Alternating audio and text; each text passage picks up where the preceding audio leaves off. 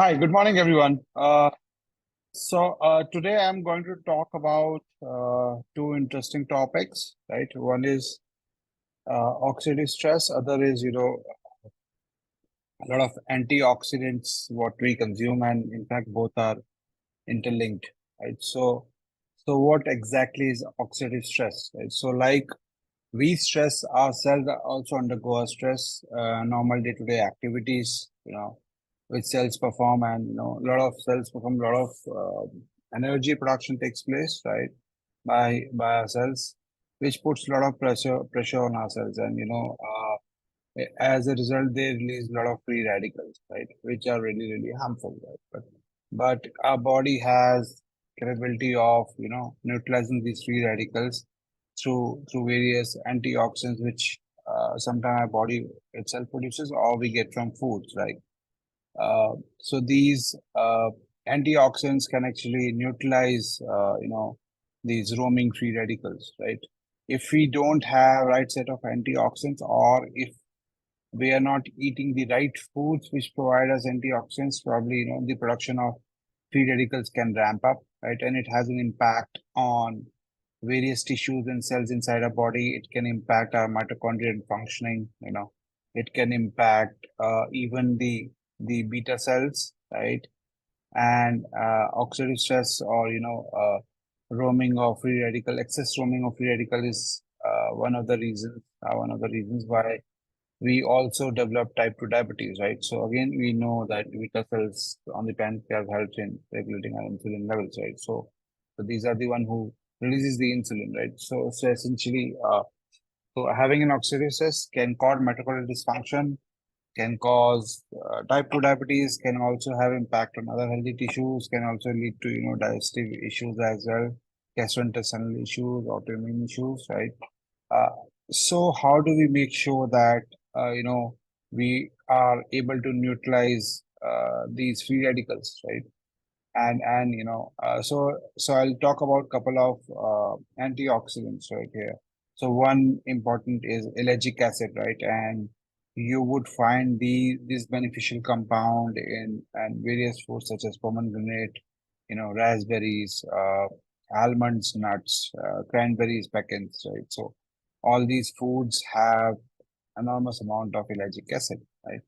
But ellagic acid is something uh, which has to be, converted into an absorbable antioxidant, uh, which is called Urolithin A, right? And this job is done by our gut microbiome. So a lot of these microbes living inside our gut actually, metabolize ellagic acid in these foods when we eat pomegranate, when we eat, raspberries, when we eat cranberries, we take almonds, we take nuts, right? We take pecans.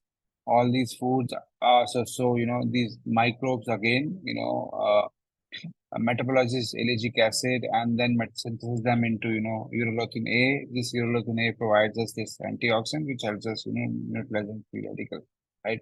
Uh, so just eating a food which is high in an antioxidant or polyphenol, right, or phenolic acids, or all of these beneficial compound is not going to help until unless you have the right set of bugs who are active, who are performing beneficial functions, who are helping you convert these these compounds into, absorbable antioxidant which can provide benefit.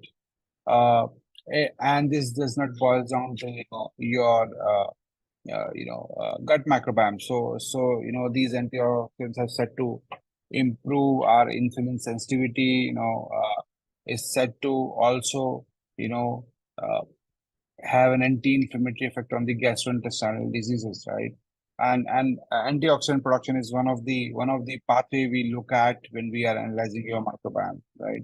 Analyzing the functions of your microbiome, right? However, the story also extends to the oral microbiome, right? So if when we have a gum disease, we have a gingivitis, certain antioxidants like such as lycopene, which are found in tomato and guava, right?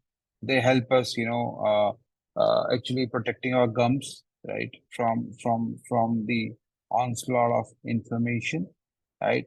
And second thing, it's, some of these polyphenols such as, foods found in foods such as blueberries, blackberries, right?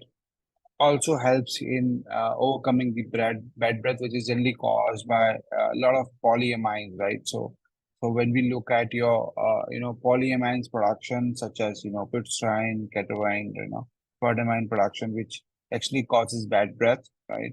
And which is also can have an onslaught on your gum tissues, right? So essentially, these are certain antioxidants which we should consider, right? Even when we are working out too much, when we are doing excess workout, there's a lot of oxidative stress, a lot of free radicals are being released, right? So these antioxidants, whether it's lycopene, whether it's ellagic acid, whether it is, polyphenols, right?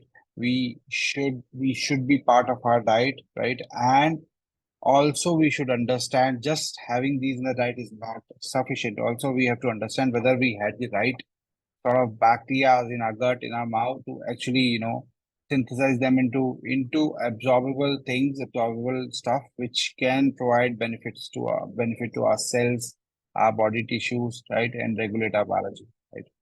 So do not just think that if you have consumed blueberries, blackberries, or almonds, it is going to, help you. You really need to have right set of bugs performing these optimal functions to give you these benefits. That's it for today. Have a great day ahead.